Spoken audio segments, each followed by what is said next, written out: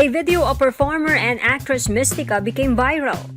I am challenging the president. Siya ang i-home quarantine. Huwag siyang palabasin at huwag siyang bigyan ng pagkain at inumin. Tingnan natin kung ano ngayon ang magiging kahihinatnan niya. Kung hindi siya mismo mabulok o baka mamaya ilang araw pa lang hindi na siya mabubuhay. She insulted and cursed President Duterte.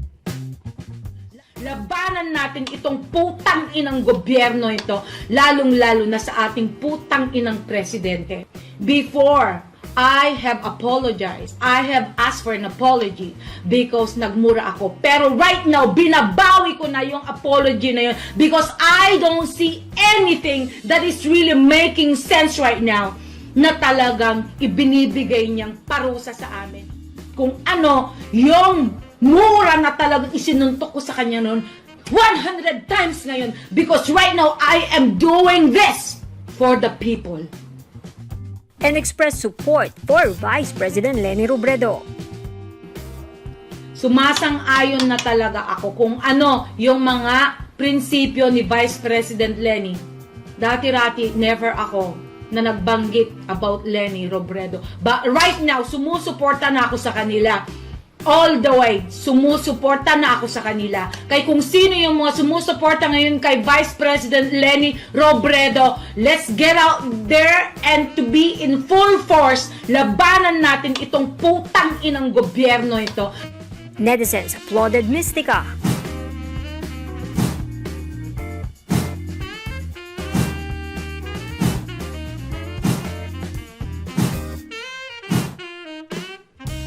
But her anger at Duterte only lasted for a few days.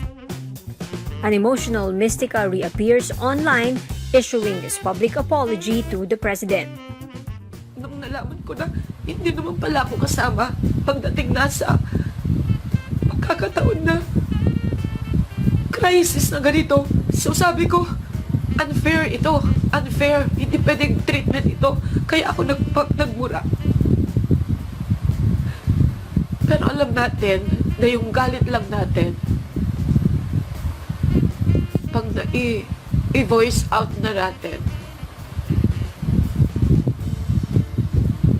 it's just to release kung ano yung frustration. Pero I'm sure naman na mapapatawad ako ni Presidente. Mystica is Ruby Rose Villanueva in real life. She became famous as a split queen because of her dance moves.